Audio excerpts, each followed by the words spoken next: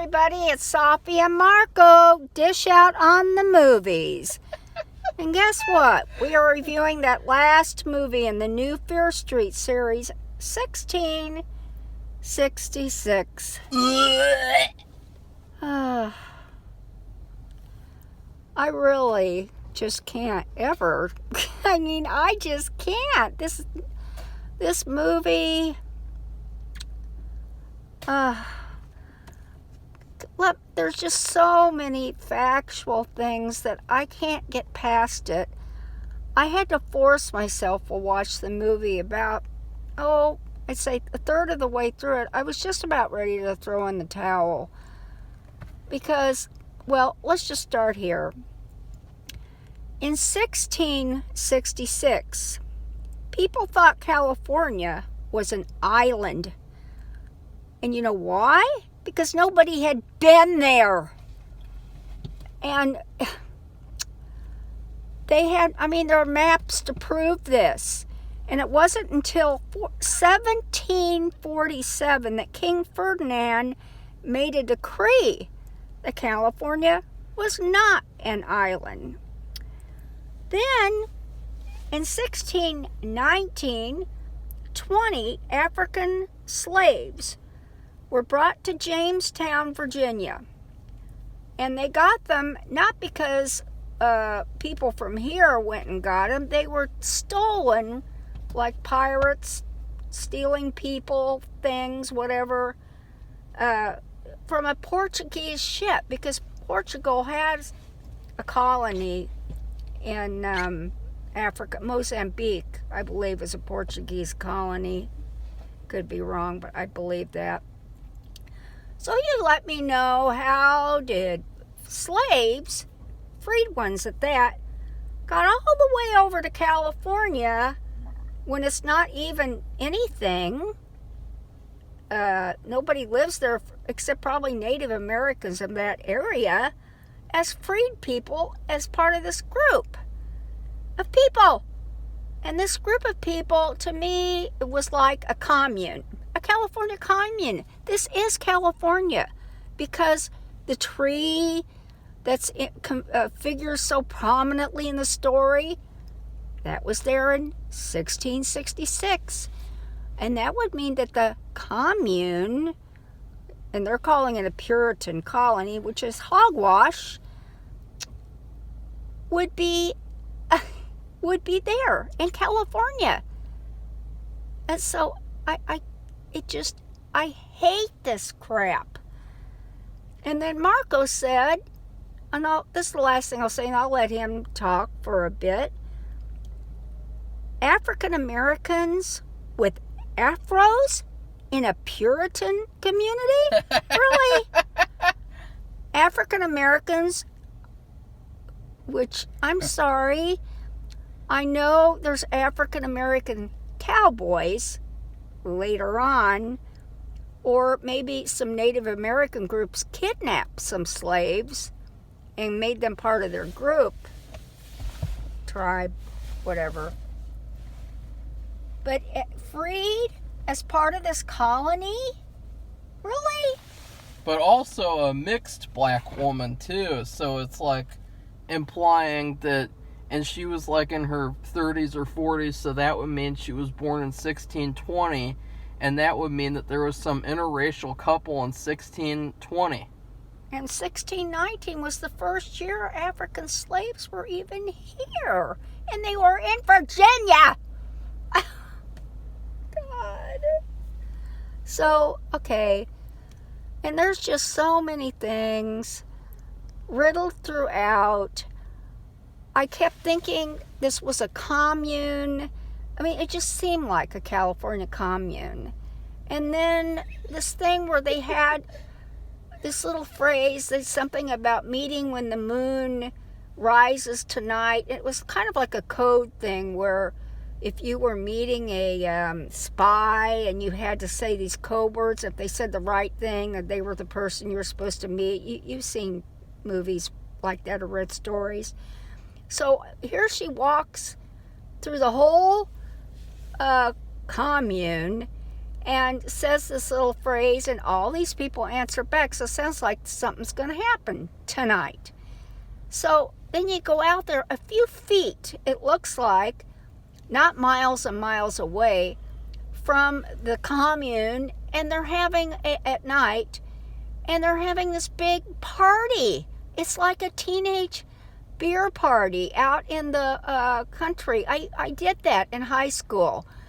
They had on a farm, but you would drive miles and miles away from your house and your parents to the country, and they would have keggers out there and everybody be drinking. Sorry, but that's what happened in high school. I lived in a small town outside of Kansas City in high school, and that's what they did when I was a junior and senior. And that's what it seemed like. And are you kidding me? A Puritan community. Nobody could hear that. A whole bunch of people went out. There wasn't just one or two. And who are they meeting? Kids from other communes? Come on, really? No, they just go out to the backyard and have a backyard bash. And you don't think the parents would not? Do you really think Puritan parents would really appreciate that? These people who got up early in the morning and worked their you-know-what's off all day long and everything. They wore simple clothes, and well, they did do that, I guess, but come on. I can't get past those facts. Why are you, if you people don't apologize to R.L. Stine for screwing up his series with all this BS, and who are you aiming these movies to? Lesbians. You can't.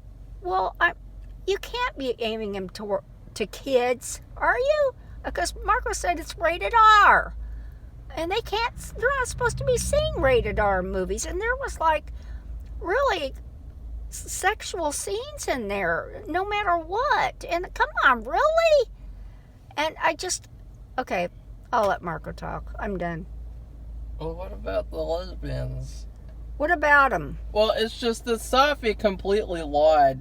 When I got up, Safi said that she was really, really mad. And she said that she was going to stop watching the movie because it seemed like the movie was the whole story happened because of lesbian stuff. And she was going to stop watching it, and she was going to tear it apart. Well, okay. But then it turned out to not be about lesbianism at all. But then I watched it, and it literally was all about these stupid lesbian characters who nobody gives a F about. And it's like all that there is to these characters is their sexuality. With all the other characters, it's like they have no character. None of the characters have anything to them except these one-dimensional traits, like, oh, I'm a lesbian, and oh, I'm a lesbian, and people think that I'm a witch because I'm a lesbian, and all this crap. And then you have the bad guy, because and we'll talk about that too, because the story happens because of lesbianism, and that is, if that isn't a big FU enough, then I don't know what is, because this movie is just the most insulting, blatant propaganda that I've seen the entire year. It's worse than anything. This is the worst movie of 2021. This movie was worse. Watching this movie was worse than getting a root canal. Safi. Well, the reason why I was upset, because I thought this movie is just about, when I was a third of the way through it, I'm thinking, is this what this movie is about? It's just about sexuality? Yeah. And against like people who are against it, or and then versus people who are for it. Really? Is that what this is supposed to be about? I don't think the Fear Street series is about you might have a story with something like that in it, but it won't be the story and the only story. And I don't think people were led to believe that they were watching something like that. That's another thing. it isn't just about the facts. You know, I was telling Marco that I took several writing classes because I thought I might be a fictional writer. Still like to try it. I've mainly written nonfiction articles for newspapers. But they say you have to have some kind of semblance, even in a fictional story, of reality, or it's just, you can't, it's just unbelievable and it's laughable. It can be laughable. And when you have all these gross mistakes and really about Puritans, and then you throw in this stuff with, I don't know, it seems to me, and we're coming back to this again, agendas with sexuality and race and the cops. I would, I know. I don't want to say. I don't want to say anything else because you guys have to watch the show. I still have to encourage it because no, I will. No. Do not give this movie any support at all. Well, I know, but should I give away? Yeah. Who the bad person is? The twist is, the big twist of the series is that the white man is the bad guy. It was not the witch. It was the white man. Because the witch wasn't a witch. Yeah, she was just an innocent little lesbian. She was a girl. She got framed for being a witch by the white man. And the white man passed his evil down through his whole family because white men bad. # white men bad. That's what this movie is all about. It is just blatant propaganda. There's basically no good white male character in the whole film except for like one, like the girl, the older one, the one who he was friends white with. man. Okay. The teenage friend, the guy who's at the hearing, and he was like, we were just teenagers out partying in the woods, man.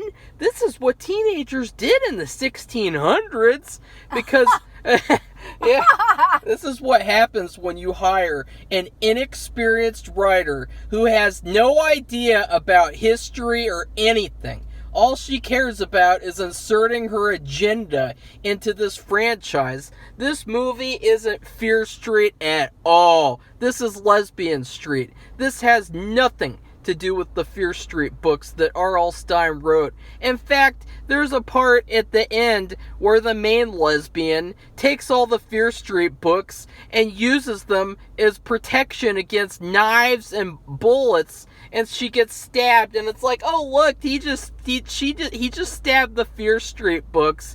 And just imagine what people would have done, what people would have did if done. Well, what people would have done if, in a James Bond movie, if James Bond put all the James Bond books as a bulletproof vest, and then he was like, oh, look, I got my bulletproof vest on. It's all the James Bond books. Just imagine what people would have done if that had happened. Just imagine. And now, why is it okay if it's done with the Fear Street books? And then another thing, excuse you, another thing was that I know this had to be done. They had to get rid of the bad guy because I don't know, I don't even go into that, but because that's another detail, but she says, we have to kill the sheriff. And to me, that just sounded bad. I wonder what that's supposed to be in reference to. I don't know what it's in reference to. Agenda. But still, it didn't sound good. Really, really bad. I didn't like that either. I don't know. I guess I'm just, I guess I watch too much news and I'm too oversensitive. But it really didn't have a good. I know maybe they could have said it a different way. I don't know, and not say that he's a sheriff. Just say it's his last name or something, and not even say that. I just didn't think that was a good. You know how people say, "Oh, that's not really a good look." That wasn't a good look. Well, So, okay, go ahead, Marco. so the whole series happened, and now I think that this movie, I would say this movie is as bad as AIDS. That's how bad this movie is. Ah. Because this movie is just a complete giant FU to the people watching it, to the point of where the director thinks that you guys are so retarded that she constantly shows you footage from the movies that you just watched. She shows clips, snippets, like, look, remember the movie you just watched a week ago? I'm going to show you 5 million clips from that movie because you guys are so stupid you can't remember that. Oh, you don't remember the characters who... And there's a recap, too.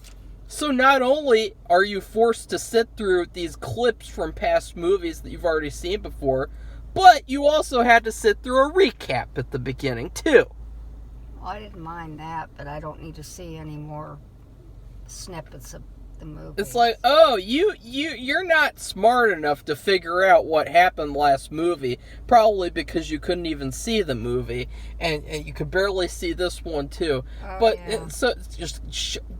this biatch is terrible, and she is inexperienced, and she has no idea what she's doing. She was not the right choice. I am sick of these diversity hires ruining film and ruining television and just taking everything that's good and ruining it and flipping it upside down and saying, look, I made a Fear Street movie series, and the main plot is that in the 1600s there was this guy, and he was mad that he saw two lesbians having sex in the woods. And so he became a witch and cursed the town because white men bad. And then he passed his evil down through generations. And so white men bad. Like, that's literally the story of this series. That's the moral of the story. White men bad. And it's so bad. It's just so bad. There is nothing good. The only thing good about this movie was the music. For the 1600 segment, of course, because this movie isn't even about the 1600s to begin with, because, That's putting it mildly. but then halfway through it, it's like, oh no, this is actually Fear Street 1994 Part 2, and we're gonna have the story be this evil police officer, and they gotta kill the police. That is the plot of this movie. And that has a lot to do with Fear Street agenda. And then the movie ends, of course, with the lesbians kissing each other, of course, to just completely, as they've already done the whole series, just shove agendas down your throat. And there's no good kills the whole movie. The only good part in terms of the kills was when the main bitch got her hand cut off. That was pretty cool. Because it was like, oh, look, some violence in a horror movie. Wow. And other than that, this movie was just so... And it's funny because even though white men bad, the white men were literally the best actors in the whole movie. I mean, the guy who played Solomon in the 1600s, the bad guy... he was actually the best actor of the whole movie. And then the guy who played Mad Thomas, the drunken guy, he was also the best actor in the movie. So the best actors in this movie were the bad guys. Yeah, and it was interesting, too, that Solomon, people wouldn't even listen to him. They thought he was a weirdo. No, Thomas. Oh, Thomas, sorry. Because he was constantly drunk, which was not a good thing in the Puritan culture, and which I don't know how he could have gotten away with that. Isn't that sinning? Probably.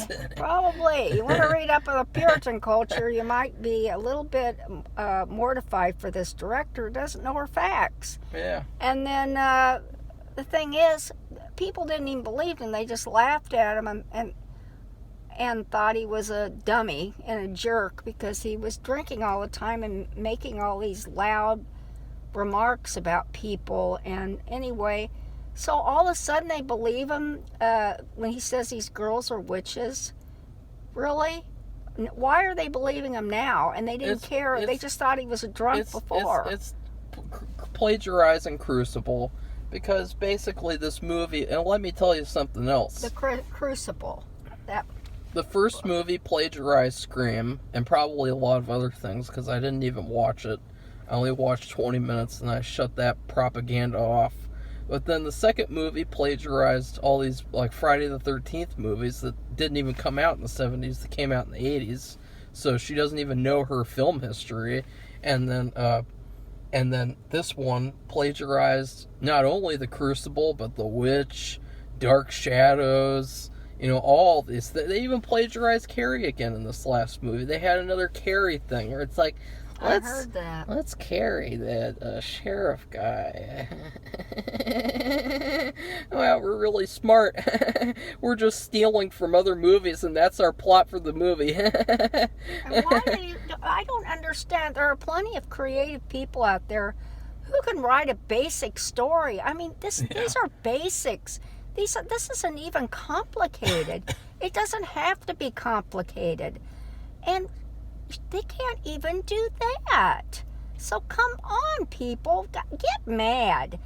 And I think R.L. Stine should be given an apology. Well, I think that I saw that R.L. Stine visited the set for this movie. I wonder what he thought. Could you imagine if you were R.L. Stine and you went on the set and they're filming like that stupid propaganda lesbian sex scene in the forest? They probably didn't do that when he was there. He would have been like, remember that at the end of that Haunted Mask where they showed the mom and the dad and their hair was sticking up and they're like, ooh. Remember that? It was like R.L. Stine's parents or something? Oh, yeah. That's what he would have looked like if he had seen what they were filming. And I'm sure he was probably thinking, what is the deal with Salem references in a California, which was not even a state? I mean, Massachusetts, isn't Massachusetts one of the original 13 colonies?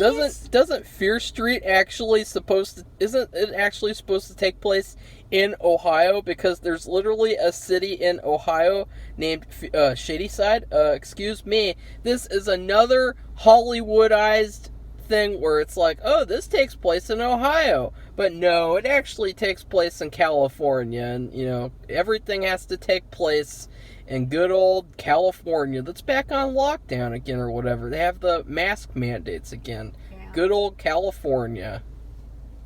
Whatever. Everything's about California. California. Can't have a story take place in the town where it was written about. Like in the books, who cares about the books? We gotta rip off the Crucible.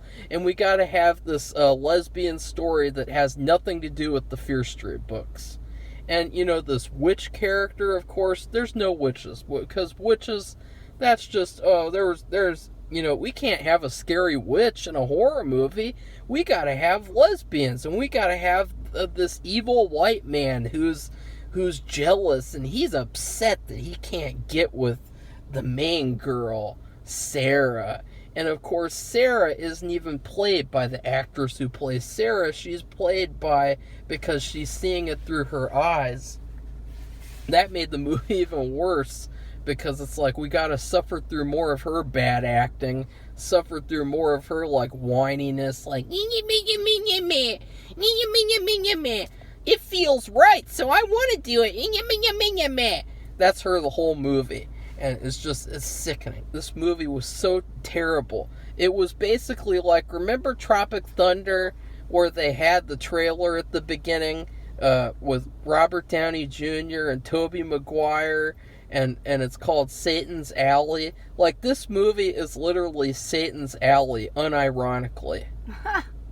And of course, Safi doesn't even know what that is. No, I didn't see that movie. Well, there was this trailer where it was like this parody trailer where it was like all about these two religious fanatics, and they really wanted to be gay with each other, but they couldn't. and it's called Satan's Alley, and it's like a really like pretentious like Oscar bait movie, and this is basically what that is. It's basically like Satan's Alley, but for girls. And it's just, there's nothing good here. There's nothing good except for Good himself, who's the villain of the movie, and just he did a good job at acting. And then it was funny because we saw little cameos from the actors from part 2, and when they came on screen, they immediately stole the screen away from the main girl. And it's like, oh, it's like, look at that. These actors from part 1 are so terrible that when the actors from part 2 come on, they immediately steal the screen away. Like, that's how bad this movie is. And of course, we have to suffer. This movie was just suffering. Okay. It was just 2 hours of suffering. And I wouldn't recommend it to anyone. I would recommend you don't support this propaganda. There's nothing good here. Well, you know that when you do that people do just the opposite. Well, if you want to watch it on YouTube or something. Do not give Netflix the views.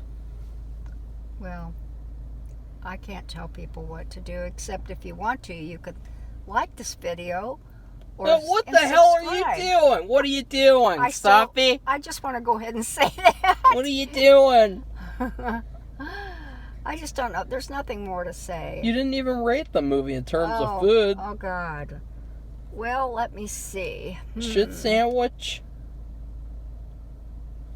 Well, let me think. I already said something about bad shrimp. That was the second movie. You will not. The second movie. Do that again. The second movie was Citizen Karen compared to this movie. Okay, well, when I lived in East Africa for about a year. I was doing research with my husband. He was working on his PhD research. And we had the unfortunate experience of eating bad ice cream in Bukoba. And yes, you can get ice cream in Tanzania at certain places, and we just thought we would be able to have it in Bukoba too. That's where our main place was to do our research. And I was sicker than a dog for like 3 days with food poisoning. And in fact, when I was there, I had food poisoning about 4 or 5 times, but I'm just going to say this is bad ice cream, rotten ice cream that you shouldn't eat because it'll make you sick. So that's what I'm rating it as. It wasn't too hard to figure out something. I can't just keep saying shrimp. It's just that if shrimp is like a minute too old, it makes me sick. It has to be just perfect, or I can't take it. It just makes me ill. So, well, what do you say, Marco? What say you, Marco? Well, it's the funny thing is that, before I knew that this was just going to be a propaganda series that had nothing to do with Fear Street and R.L. Stine, I thought that the 1600s one would be the best one. Yeah. Because I thought, wouldn't it be cool to see like a full story in the 1600s and it's like an R.L. Stine type of story? Like, that would be really cool. And I thought, I was really excited about that. And of course, can't have anything good with modern movies because everything's just got to be about propaganda. And even at the end of the movie, they had that black guy and he was like trying to sell like this, what was he trying to sell? Like a CD player or something? Like that. It was like, oh look, he invented the CD player or something. And then of course we have to have a little smart ass woman come up to him and say, no, you're doing it wrong, man. You have to do this and then put the thingamajigger in the bigga, and then you put the Jill Tark in the pig tape deck thing. And it's like, oh look, of course we've got to have another agenda with that too. And it's like, it's just sickening with this movie. It made me sick to watch this movie. If I didn't have to review it, I wouldn't have even watched more than like, I wouldn't have even watched it all, to be honest. This was just so dumb. Safi didn't even talk about how they had the tree inside the mall. I've read a book. I've read a fiction book where they had a tree, and they built a house around the tree because the tree was magic, but it wasn't a bad magic. It was a good magic, and so I thought, well, that's not. But I don't know in any mall in today's world where they have an historic tree from the community, and that's the thing where we knew this was California because the first one was in California, and the tree figures in every story. So they built a mall around a tree, and I just don't think that would happen nowadays, or ever, actually. Yeah, they built a mall around a quote-unquote historic tree, and even this story I read, which was actually really good, so this woman dumb. could actually learn something from this writer, who is actually from Ohio, too. They did build the house around the tree, and the tree became a part of the story. And I'm not going to go into that because this isn't about that, but I'm saying that in and of itself was odd to me. And Okay? I just forgot about another thing. Near the end of the movie, okay, you got the main lesbian, you got the black guy, and then you got Eugene from Your Honor, and then you got the terrible actress who they got to play the older redheaded girl. She just doesn't look anything like her, and she's not very good at all. And they're standing together, and then the lesbian is like, she says something about them being weird people. Like, remember that? She mentioned, like, we're all weird people, and it's like, why are you... That's so Why would stupid. you say that? That doesn't make sense. It's like, what is this, like... What's that got to do with anything? Well, it's like, if they're weird people, then we would know it as audience members. We wouldn't need the main character to say, we're the weird people united. We would just see, oh, look, that guy's a effing nerd. Look at that little nerd with his helmet and cape on. Look at that girl with her, her stuff that she's wearing. We would already figure out that they're weird from watching these people the entire series. We wouldn't need to be... it's this weird infatuation with being weird. And then that redheaded girl, it's like, why was she weird again? Why is she weird? It's still not been explained. It's just so weird. It's so weird. This is the weirdest... And so I'm in honor of California, which, F California. Well, I like California. Nobody cares about California. Why does California have to be the center of everything? Well, yeah. That's something that was unique about Fear Street, and Goosebumps. They took place in Ohio. I know, and that's the thing about, like, I'm from Kansas City, and when the Royals won the World Series and David Cook won American Idol, we loved it. Because, you know why?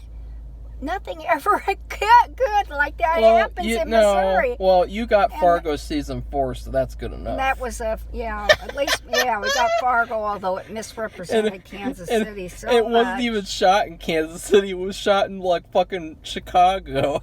Yeah, it was shot in Chicago. That's right. They have a great train, but we have a really good train station in Kansas City, too. Well, but anyway...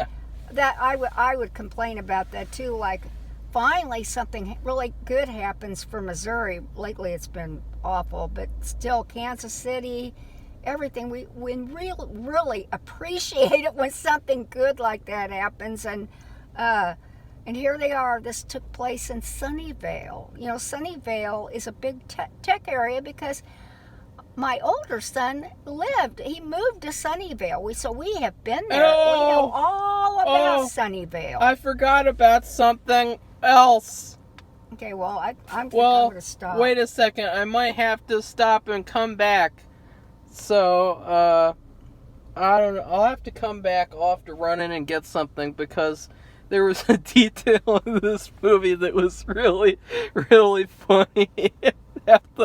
Okay, well, I'll give my rating, and then we'll end the video, and then I'll run in and get it, and we'll film like a little extra thing. I promise I'm not sick. It's just I have a lot of saliva, just from I don't know. I think I'll produce a lot of saliva.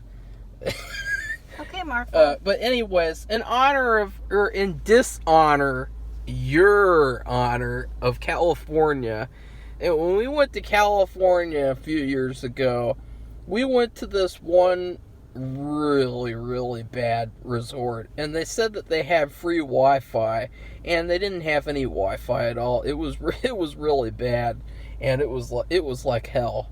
It was torture, complete utter torture. And they had this really good upstairs restaurant that I wasn't able to go to.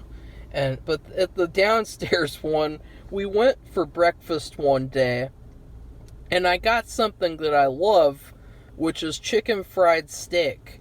And I got that for breakfast for like a nice, because it was like kind of like brunch type of thing. And so I got chicken fried steak, and it was so gross. It was so gross that I had trouble swallowing it. I have a thing about textures of things. Like, if a texture is gross, then it's like my gag reflex kicks in, and I can't swallow food. If it's gross, like with eggs, sometimes eggs will gross me out trying to swallow. And so with this chicken fried steak, it was like rubbery. And the batter, it was like so, like it was soggy, and it was the grossest thing one of the grossest things ever.